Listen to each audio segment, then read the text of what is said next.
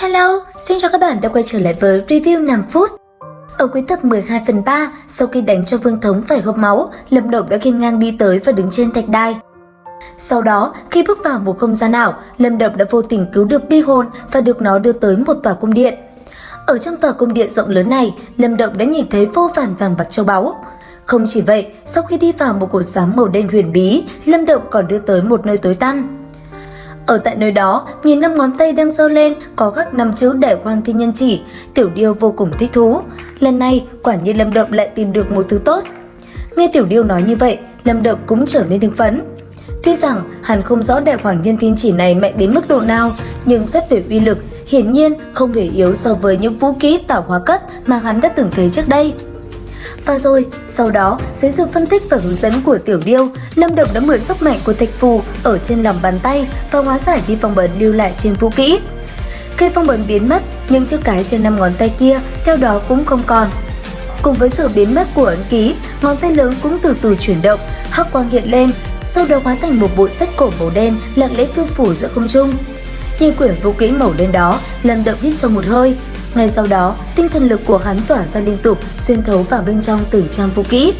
Lúc này, một lượng lớn tin tức không ngừng đi vào trong đầu Lâm Động, từng chiêu thức vũ khí vô cùng cường đại cũng liền hiện ra trong đại não của hắn.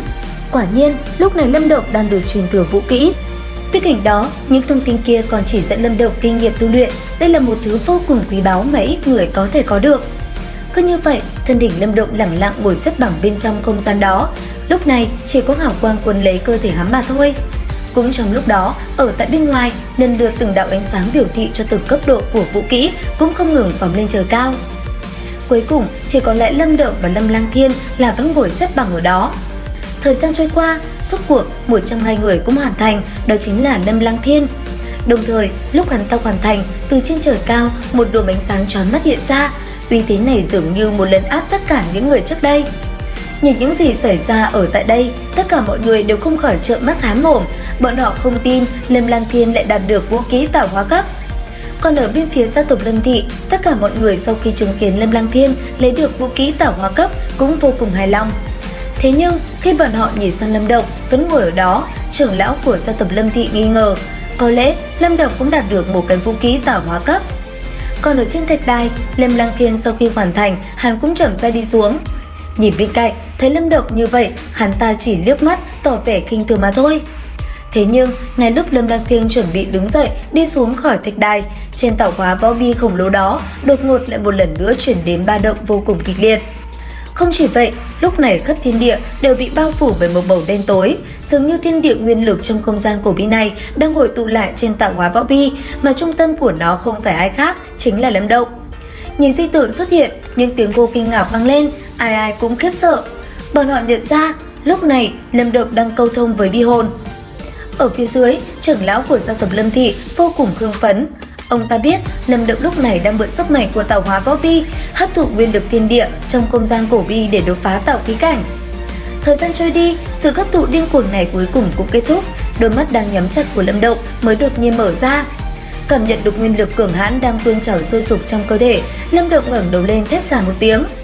Nương theo đó, một luồng kình khí bắn mạnh ra xung quanh.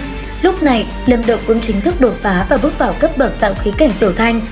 Cảm nhận được nguyên lực hùng hồn trong cơ thể mạnh mẽ hơn lúc trước gấp mấy lần, trên gương mặt Lâm Động cũng dần dần hiện lên một nụ cười.